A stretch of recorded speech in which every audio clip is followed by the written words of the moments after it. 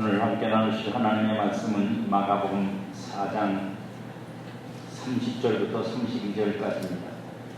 신약성경 59면 마가복음 4장 30절로 32절까지의 말씀입니다. 말씀을 대독하겠습니다. 또 이르시되 우리가 하나님의 나라를 어떻게 비유하며 또 무슨 비유로 나타낼까? 겨자씨 하나 같으니 땅에 심길 때에는 땅 위의 모든 씨보다 작은 것이로되 심긴 후에는 자라서 모든 풀보다 커지며 큰 가지를 내나니 공중의 새들이 그 그늘에 깃들일 만큼 되느니라. 아멘.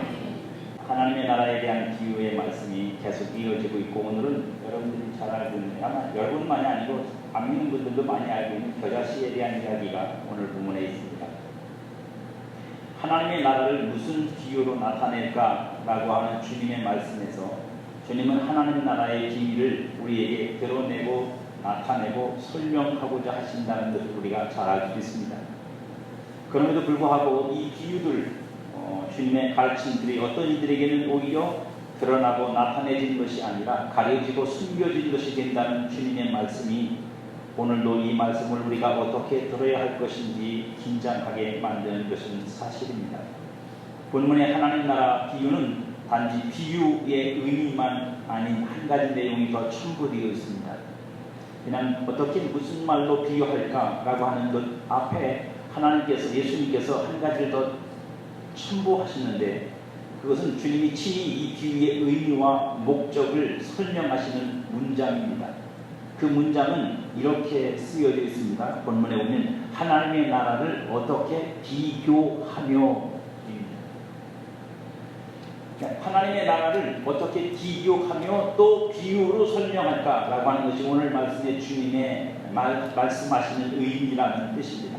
이 겨자씨의 비유가 비교를 위한 목적을 가진다는 말씀입니다. 말 그대로 우리가 말씀을 들으면, 그렇다면 주님은 겨자씨를 통해서 무엇을 비교하려고 하신 것일까요? 그리고 그 비교를 통해서 무슨 하나님의 나라를 우리에게 설명하려고 하시는 것일까요?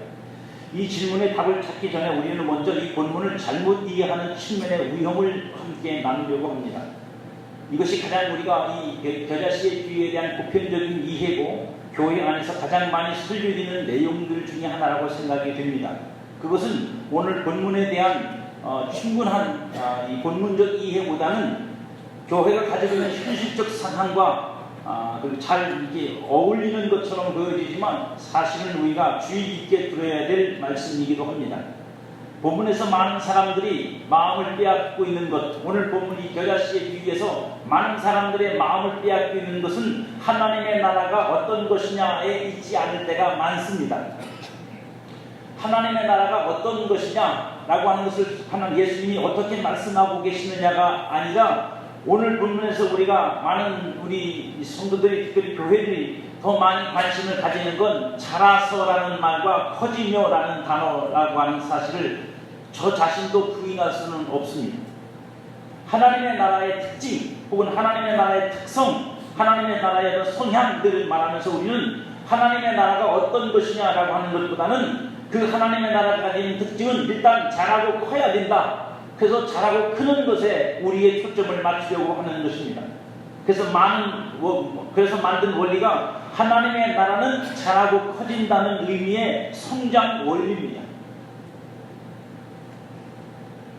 이 성장 원리가 하나님 나라의 은밀함이 만들어내는 결과라고 우리는 이미 확정을 짓고 있어서 오늘 본문을 수백 번을 읽어도 역시 여전히 그 속에서 우리가 찾는 것은 하나님의 나라는 성장해서 커지는 거야 라고 하는 것밖에는 답을 찾지 못합니다. 근데 저는 그 부분을 지적하고 싶습니다. 이 원리가 인간의 욕망과 맞물리면서 만들어낸 결과가 번영이 곧 하나님 나라의 역사이고 축복이다라고 하는 믿음을 우리가 만들었다는 사실을 우리는 알아야 합니다.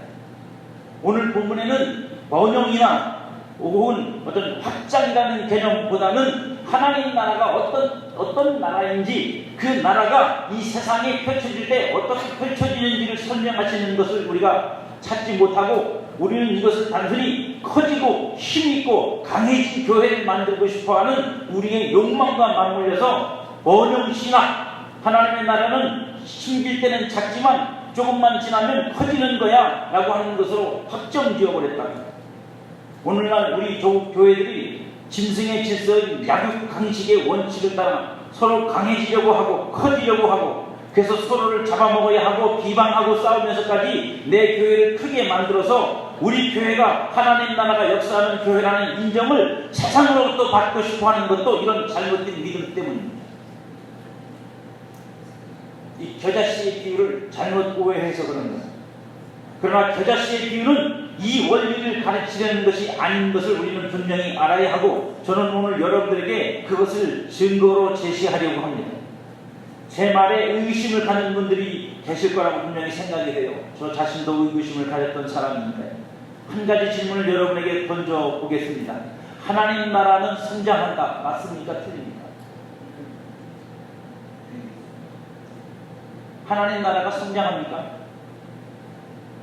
그러면 다시 질문하죠. 그럼 지금의 하나님 나라는 덜 된 나라입니까? 덜 자랐어요? 하나님 나라가 지금 덜 자라서 커져야 돼요? 그래서 하나님 나라가 성장이 필요합니까? 곤란하지요, 답하기가. 잘못 답하면 큰일 납니다. 이 두 질문과 답 속에 물론 다 맞는 것도 같고,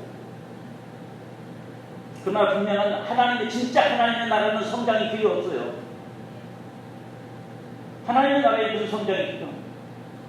이미 하나님의 나라인데. 근데 우리는 그것을 오늘 이 현실 속에서 내가 커지는 문제와 하나님의 나라 확장을 동일시하고 있다. 무엇 때문에요? 겨자씨는 작은 씨인데 심겨지고 나중에 크면 새가 깃들 만큼 커진다. 그게 하나님 나라다라고 설명을 해놓고 나니까 계속 그것이 우리의 원리가 되고 신앙으로 확정되어 버립니다. 하나님 나라는 성장이 덜 된 나라가 아닙니다. 그래서 하나님 나라는 인간의 속으로 커질 수 있는 나라도 아닙니다. 하나님의 나라는 하나님의 나라예요. 하나님이 통치하시며 하나님이 만드시고 하나님이 세우신 나라지 우리의 힘으로 우리의 어떤 것으로 세워지는 게 아닙니다. 예수님이 겨자씨의 비유를 통해 하나님 나라를 비유하려고 한 것은 잘한다는 개념에서가 아니라, 이게 중요합니다. 잘한다는 개념이 아니라, 오늘 본문은 우리가 잘못 읽으면 그저 자라서 커진다, 자라서 커진다, 이 두 문장 때문에, 단어 때문에 계속 하나님 나라는 커져야 돼. 그 커지는 특징이 오늘 우리 현실 속에서 나타나야 돼. 그래서 여기다가 자꾸 우리가 뭘 붙이냐면 내 시작은 미약 하나 끝은 창대하리라. 이 말씀하고 전부 추겨놓으면 기가 막히게 잘 맞아요. 얼마나 이렇게 뚝 떨어지는지 몰라요.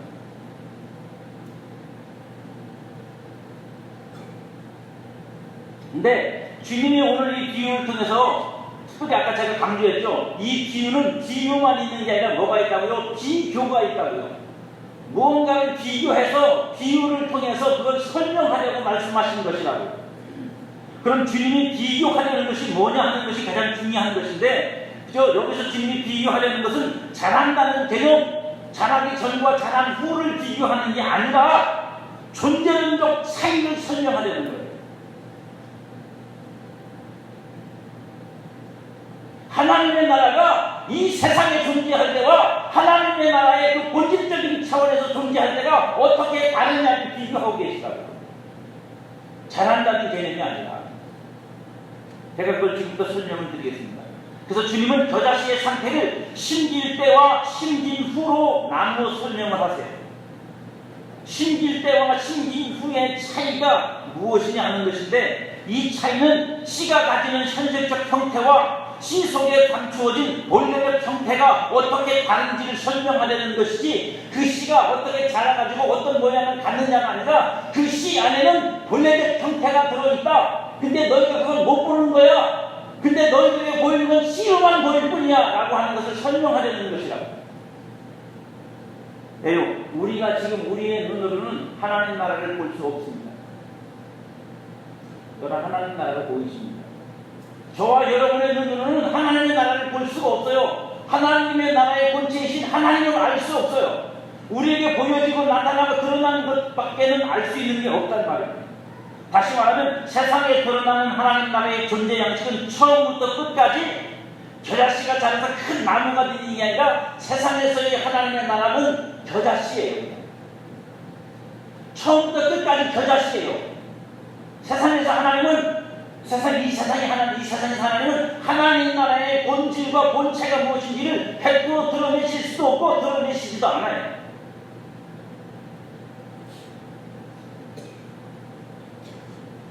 드러나지 않은 실체의 하나님 나라는 처음부터 반대로 말하면 끝까지 뭐예요? 큰 나무, 곧 세상에 어떤 것으로도 비교될 수 없는 큰 것이에요.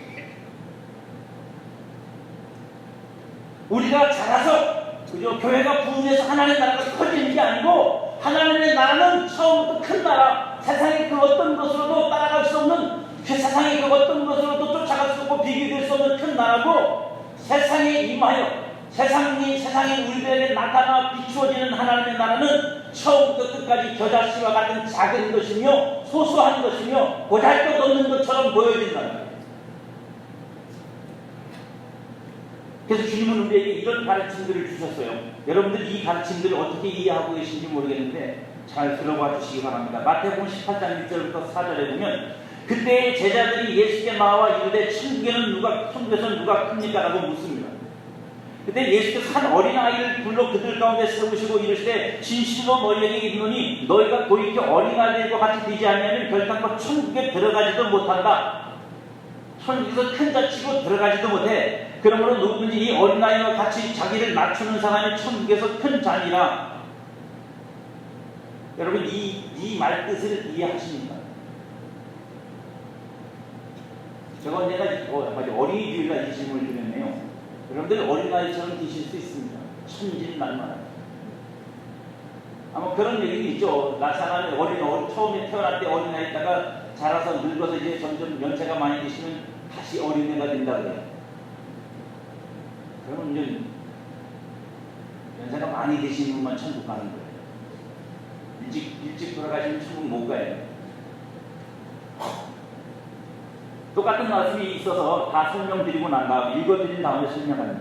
마태복음 23장 11절에 보면 너희 중에 큰 자는 너희를 섬기는 자가 되어야 하리라. 누구든지 자기를 높이는 자는 낮아지고 누구든지 자기를 낮추는 자는 높아지리라. 마가복음 9장 35절 예수께서 안개사 별도 제자를 불러서 이르시되 누구든지 첫째가 되고자 하면 무사람의 끝이 되며 무사람을 섬기는 자가 되어야 하리라 라고 말씀하셨어요.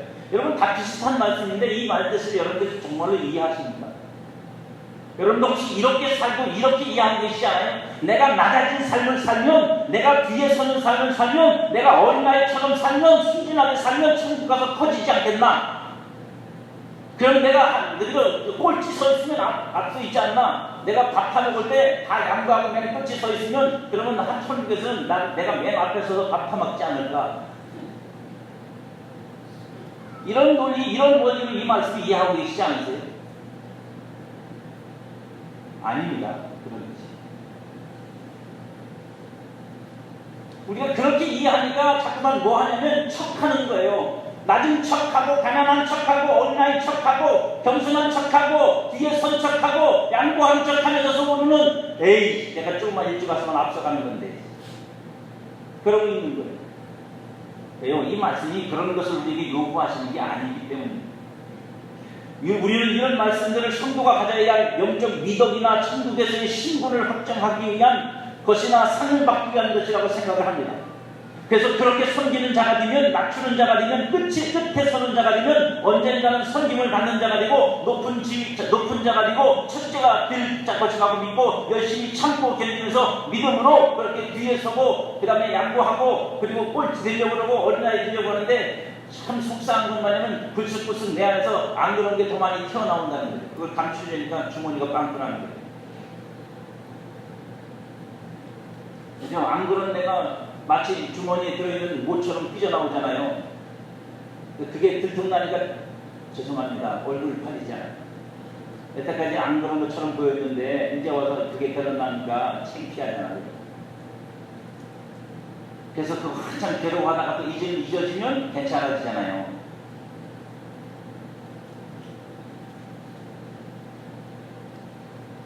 여러분, 이 말씀들은요, 참고 살다 보면 좋은 날 있으리라는 약속이 아니에요. 이 모든 말씀들이다. 여러분에게 읽어드린 말씀들은 전부 다 뭘 얘기하냐면 이 세상에서의 천국 백성의 존재 양식에 대해서 말하는 거라고요. 천국 백성은, 하나님 나라는 이 땅에서 이런 거야 라고, 이렇게밖에는 나타나지 않아 라고 설명하고 있는 거라고요. 하나님의 나라는 이 세상에서 낮은 자이고 작은 자이고 그리고 뒤서는 자이고 세상 속에서 그렇게 비추어진다고요. 왜요? 세상의 나라가 아니니까요. 세상 나라가 아니라고요. 세상 나라가 아니고, 세상 나라 똑같은 세상의 나라이고, 세상이 가치고, 세상이 원리로 살아가면 세상 것과 비교해서 나아질 수도 있고, 커질 수도 있고, 더 위대해질 수도 있어요. 하지만 여러분들이 믿고, 여러분들이 바라고, 여러분들이 얻고자 하는 하나님의 나라는 이 세상 나라가 아니에요.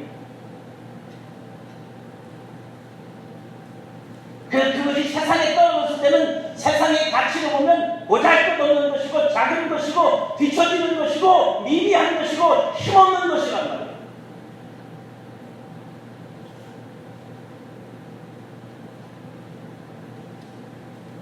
그래서 세상이 볼 때 하나님 나라의 백성이라는 존재들, 저와 여러분들은 부러울 것도 없고 흠모할 것도 없고 추구할 것도 없고 자신들보다도 약하고 낮고 뒤처진 겨자씨 같은 존재라 지들 맘대로 해도 된다고 생각한단 말이에요. 그래서 하는 거예요.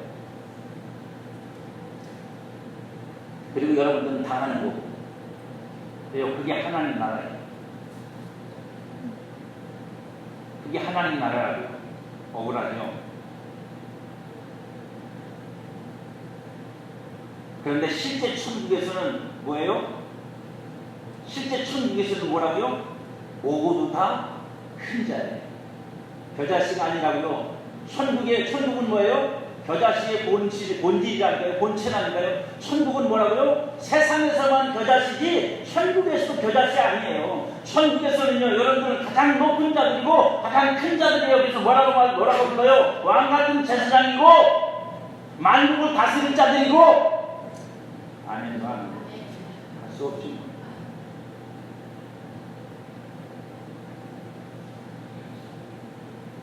그래서 그것을 깨닫고 알아서 오늘을 겨자씨로 살아가는 사람이 신령한 사람이고 하나님 나라의 비밀을 가지고 사는 사람인 것입니다. 주님의 비유에서 겨자씨가 심긴 후의 모습은 교회의 부흥과 성장을 말하는 것이 아니라 종말에 세워질 종국에 나타날 하나님의 나라의 영원한 영원성, 그 감추어져 있는 비밀성을 말하는 거예요. 그것이 드러나면 그렇게 된다는 거예요. 그것이 나타나면 그때 가서 비로소 그것이 무엇인지 알게 된다는 뜻이에요. 에스겔서 17장 22절로 24절까지가 사실 오늘 본문 예수님이 말씀하신 이 겨자씨가 커서 거기에 새가 깃든이라고 하는 이 이야기의 배경입니다. 예수님이 그걸 인용하다가 이렇게 표현을 하신 건데 그 내용이 이래요. 주 여호와께서 이같이 말씀하시되 내가 백향목 꼭대기에 높은 가지를 꺾어다가 심으리라. 내가 그 높은 새 가지 끝에서 연한 가지를 꺾고 높고 우뚝 솟은 산에 심되 이 이스라엘 높은 산에 심으리니 그 가지가 무성하고 열매를 맺어 아름다운 백향목이 될 것이요 각종 새가 그 아래에 깃들이며 그 가지 그늘에 살리라. 들의 모든 나무가 나 여호와는 높은 나무를 낮추고 낮은 나무를 높이며 푸른 나무를 말리고 마른 나무를 무성케 하는 줄 알기라. 나 여호와는 말하고 이루느니라 라고 말씀합니다. 여기서 하나님이 뭐라고 말씀하시냐면 모두 다 백향목이라고 자랑하고 뽐내니까 하나님이 그 백향목에서 가장 끄트머리에 난 가장 연한 순, 막 솟아난 순을 하나 꺾어다가 산꼭대기, 여러분 산꼭대기도 나누신 분 나야 안 나요? 잘 안 나죠. 거기 무슨 물이 있고 뭐가 있겠어요. 나무가 날 수 없지. 그 꼭대기에다가 심어서 그걸 키워가지고 가장 큰 백향목을 만들어서 그 백향목으로 나머지 백향목 쪽팔리게 만드는 건데요. 너희들 아무것도 아니라고. 그게 하나님의 나라예요. 세상이 말하고 있는 세상이 크다고 생각했던 그 모든 것들이 진짜 하나님의 나라가 임할 때에는 아무것도 아닌 게 되는 거예요. 32절의 말씀, 오늘 본문의 32절의 말씀과 비교해보면 그 의미가 분명해집니다. 심긴 후에는 자라서 모든 풀보다 커지며 큰 가지를 내나니 공중의 새들이 그 그늘에 깃들일 만큼 되느니라. 그 성취 무엇이 된 모습을 요한계시록에 보면 이렇게 기록하고 있어요. 요한계시록 21장 22절에는 성 안에 내가 성전을 보지 못하여서 이는 주 하나님 곧 전능하신 이와 및 어린 양이 그 성전이십니다. 그 성은 해나 달의 비침이 쓸데없으니 이는 하나님의 영광이 비치고 어린 양이 그 등불이 되십니다. 만국이 그 빛 가운데로 다니고 땅의 왕들이 자기 영광을 가지고 그리로 들어가리라. 낮에 성문을 도무지 닫지 아니하리니 거기에는 밤이 없습니다. 사람들이 만국의 영광과 존귀를 가지고 그리로 들어가겠고 무엇이든지 섞인 것이나 가증한 일 또는 거짓말하는 자는 결코 그리로 들어가지 못하되 오직 어린 양의 생명책에 기록된 자들만 들어가리라. 또 그가 수정같이 맑은 생명수의 강을 내게 보이니 하나님과 및 어린 양으로부터 보좌로부터 나와서 그 길 가운데로 흐르더라. 강 좌우에 생명나무가 있어 12가지 열매를 맺되 난 달마다 그 열매를 맺고 그 나무 잎사귀들은 만국을 치료하기 위하여 있더라. 다시 저주가 없으며 하나님과 그 어린 양의 보좌가 그 가운데 있으리니 그의 종들이 그를 섬기며 그의 얼굴을 볼 터이요 그의 이름도 그들의 이마에 있으리라. 다시 밤이 없겠고 등불과 햇빛이 쓸데없으니 이는 주 하나님이 그들에게 빛이십니다. 그들이 세세토록 왕노릇하리로다. 하나님 나라 가면 다 왕이라고 여러분. 여기서는요 이름도 없고 빛도 없고 아무것도 아닌 겨자씨야 그냥.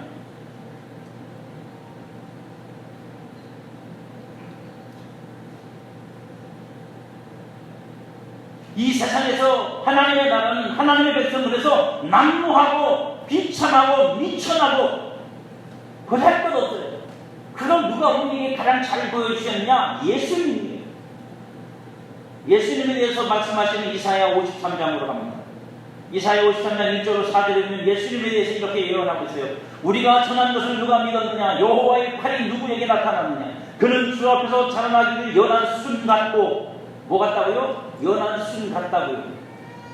마른 땅에서 나온 뿌리 같아서 볼 모양도 없고 품체도 없은 줄 우리가 보기에 흠모할 만한 아름다운 것이 없도다. 그는 멸시를 받아 사람들에게 버림받았으며 간구를 많이 겪었으며 질보를 아는 자라. 마치 사람들이 그에게서 얼굴을 가리는 것 같이 멸시를 당하였고 우리도 그를 귀히 여기지 아니하였도다. 그는 실로 우리의 질보를 지고 우리의 슬픔을 당하였거늘 우리는 생각하기를 그는 징벌을 받아 하나님께 맞으며 고난을 당한다 하였노라. 이 예수님의 모습이에요. 이 땅에 계시는 동안 연한 순, 무슨 순요? 백향목 꼭대기에서 꺾어낸 가장 연한 순 같은 분이라고 예수님이요. 그러니까 세상에서 뭐예요? 아무 힘이 없는 거예요. 조금만 햇빛이 비쳐서 말라 비틀어지고 그죠? 제대로 뿌리를 내지 못하면 자랄 수 없는 그런 보잘것없는 비참한 모습으로 주님이 오셨어요. 멸시받는 모습으로 오셨어요. 오죽하면 흠모할 것이 없다고 말씀하세요. 여러분 경고하지만 흠모할 것이 없다는 게 못살겠다는 뜻은 아니에요.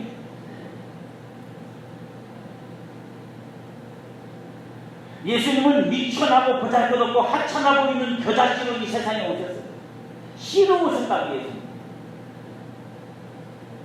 여러분 반대로 생각해보세요. 예수님이 만약에 이 겨자씨로 세상에 오지 않고 어마어마한 백향목의 모습으로 세상에 오셔서 요한계시록 여러분 1장 읽어보셨어요? 요한계시록 1장에 나오는 것처럼 눈에서 불이 튀어나오고 그 발은 뒤로 주성 같아서 그 발에 밟히면 다 깨지고 이런 영적인 정말 하나님의 본체이신 예수님의 모습으로 예수님이 이 세상에 오셨으면 아마 여러분 다 죽었든지 아니면 그 앞에 다 엎드려졌든지 세상이 말라 비틀어졌겠죠. 견디지 못했을 겁니다. 문제는 예수님이 어떻게 오시느냐가 문제가 아니라 그 예수님의 몸된 교회인 우리 그 지체인 성도인 내가 지금 오늘 이 현실을 이 세상을 어떤 존재로 살아가고 있느냐 하는 거예요. 여러분들 누구로 살고 있습니까? 겨자씨로 사십니까? 아니면 하나님 난 겨자씨는 싫어. 겨자씨는 너무 약하고 비참하고 고달것없고 되기 싫잖아. 나 백향목이 되고 싶어.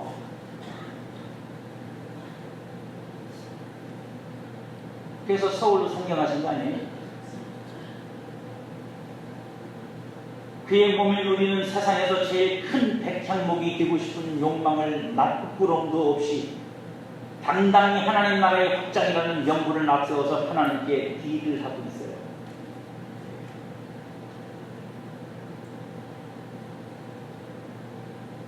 왜냐하면 우리의 눈에도 이 하나님의 말씀을 갖고 있는 우리 눈에도 겨자씨와 새가 깃들 만큼 큰 나무와 연속성이 없는 거예요. 이게 어떻게 이렇게 나타나지? 방법을 하나밖에 없잖아요. 그러니까 열심히 공부하고 커져갖고 이 큰 거하고 비슷해져야 나중에 이게 되는 거죠. 그것 말고는 어떻게 이 연속성이 어디 있어요? 겨자씨하고 이 큰 나무하고 없잖아요. 방법이 없잖아요.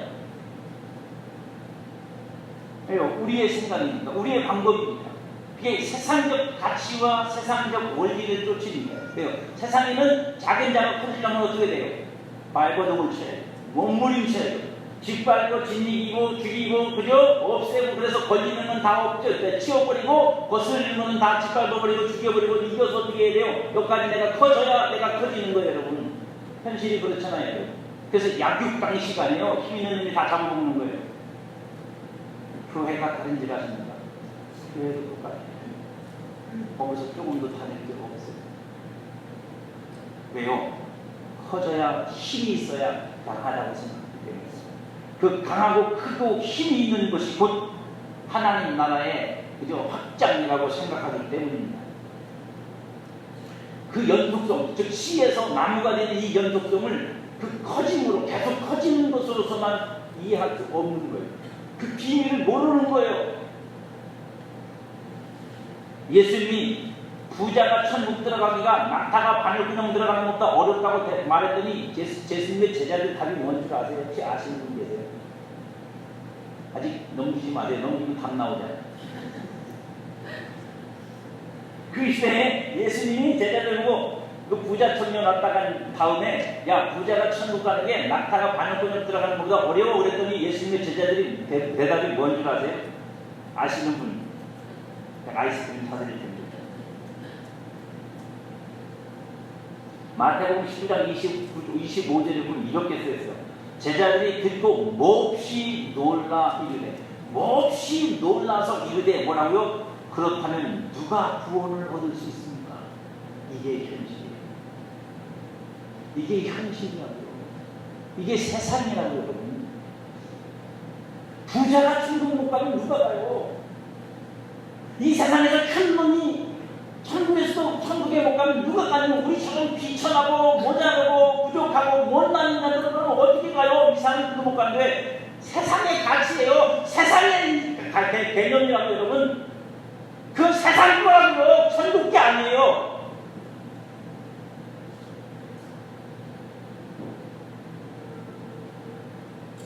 그거 버려내지 않으면 여러분 다 썩어요. 그 생각 버려내지 않으면 여러분 자체가 썩는다고요. 우리가 내 자체가 썩어버려요. 그것 때문에.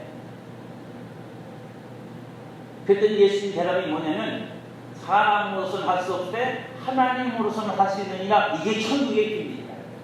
이게 천국의 비밀이라고요.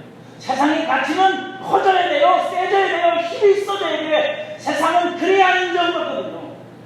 그러니까 당연히 부자가 천국 가는 거예요. 왜? 세상에서 하나님께 복받고 하나님께 성공하고 하나님이 정말 축복해줘서 잘된 사람이 천국 못 가면 누가 가냐고. 제자들도 그걸 그대로 받아들이니까요. 그렇게 생각하고 있는 거예요. 세상에서 큰 자가 천국에서도 큰 자라고. 그러니까 커지려고 백향목이 되려고 몸부림을 치는 거예요. 여러분 백향목이 되려고 몸부림 치지 마세요. 바울은 우리에게 이렇게 말합니다. 고린도전서 1장 26절이에요. 형제들아 너희의 부르심을 보라. 육체를 따라 지혜로운 자가 많지 아니하며 능한 자가 많지 아니하며 문벌 좋은 자가 많지 아니하며 그러나 하나님께서 세상에 미련한 것들을 택하사 지혜 있는 자들을 부끄럽게 하려 하시고 세상에 약한 것들을 택하사 강한 것들을 부끄럽게 하려 하시며 하나님께서 세상에 천한 것들과 멸시받는 것들과 없는 것들을 택하사 있는 것들을 패하려 하시나니라고 하는 거예요.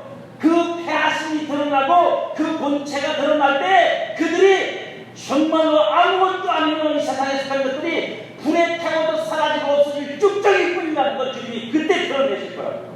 지금은 비록 여러분들이 쭉정이처럼 보여요.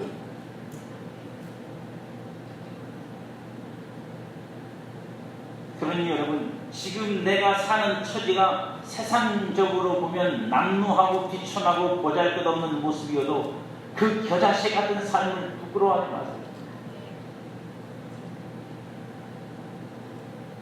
오히려 백창먹이 되려고 속에다가 욕망을 품고 그걸 성장이라고 하나님의 축복이라고 부추겨가면서 그 힘을 가지고 권세를 누리고 세상에 영향력을 행사하면서 세상으로부터 인정받으려고 하는 그 부끄러움이 진짜 부끄러움이에요.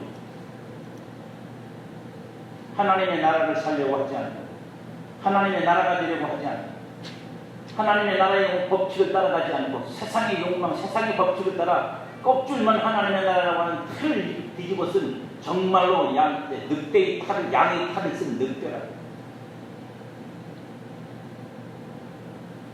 오히려 부끄러운 것은 여러분 겨자씨의 삶을 버리고 내가 백향목이 되려는 욕망을 하나님 나라의 확장과 성장이라는 명문으로 등갑시키고 세상에서 힘을 가지려고 하는 자들이에요. 그들은 하나님께 나중에 버림받아요.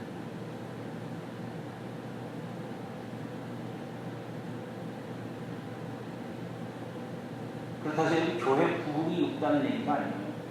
그런 욕망으로 만들어 놓은 것들은 다 무너뜨리신다고 하는. 무너지게 돼 있어요. 안 무너지면 진짜 천국 없는 거예요. 그게 하나님 앞에 심판받지 못하면 정말로 천국은 없는 거예요. 천국은 인간의 욕망으로 세워야 돼요. 인간의 욕심으로 세워야 돼요. 세상에서 약육강식으로 싸워서 이겨서 세워야 돼요. 남의 교회 뺏다가 채워서 세워야 되고 개척교회는 망가지더라도 대형교회가 세워지면 그게 복음적으로 효과적이지 않냐고 하는 이런 말도 안 되는 개 같은 소리만 하고 앉아서 이게 무슨 말 같지 않은 얘기예요.